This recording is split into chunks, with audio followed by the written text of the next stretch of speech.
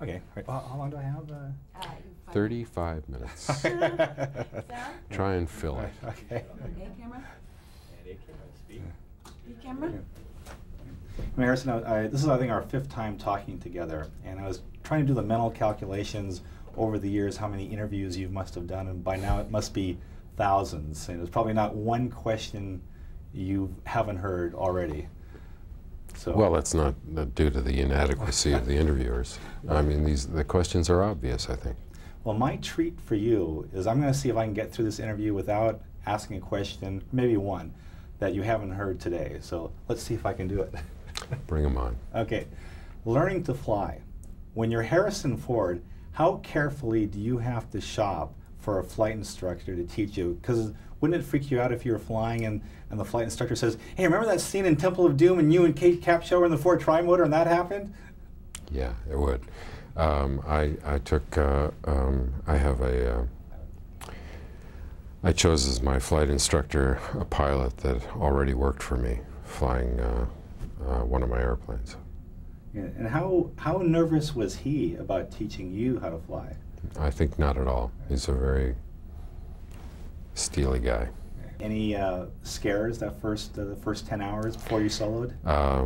I had a couple of I had a landing after I soloed, which really got my attention, and his.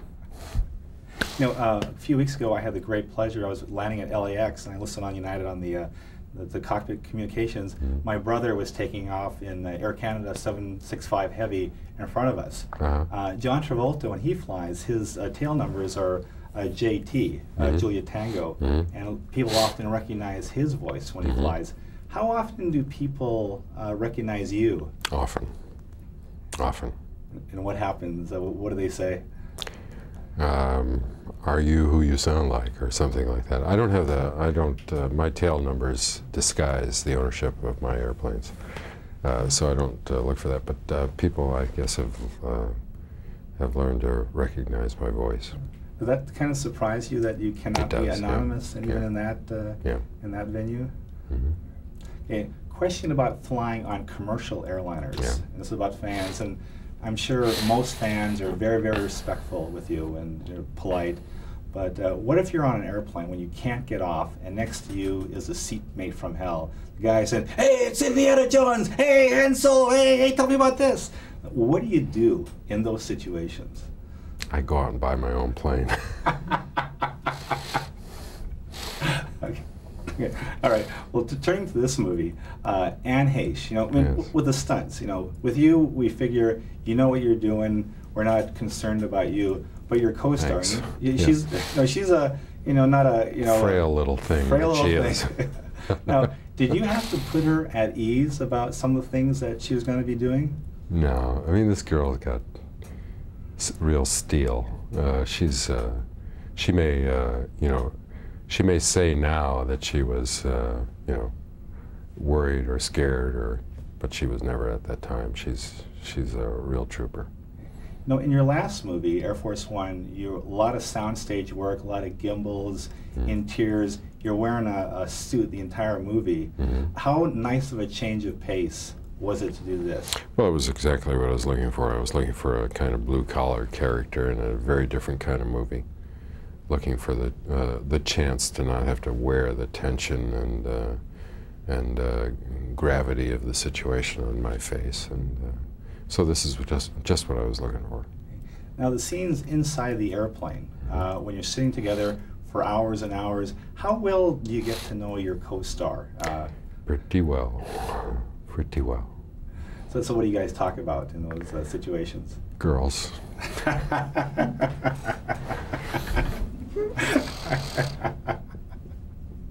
Okay. Oh, God.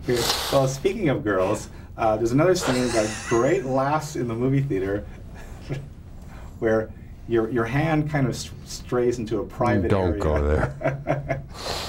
Now, don't go there. Well, I remember. Don't be that guy. Well, I remember Celia Ward on The Fugitive saying, "What a gentleman you were." And, well, that's nice. So what did and what a lady she was. She's a great lady. Yes, thank you. So what did you say to Anne before you started these? But before I put my hands in her pants? Hello. No, she was great about that, and it's a very funny scene. We both thought it was funny. We didn't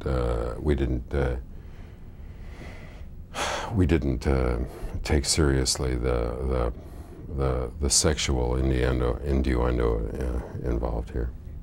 And very last question, yeah. You seem to be, well, you've lived a life that's pretty fascinating. And one of the things I think all the press people respect about you is you always show up on these, you're professional, but you know, there's a little bit of privacy that you protect. Mm-hmm. An autobiography, is that something that down the road you might one day want to write? No? Nope. No. No. I don't really want to explain it. You know, I'm happy that I've been very lucky in my life, but I have no instinct to try and make sense of it. Great. So how did I do? Good.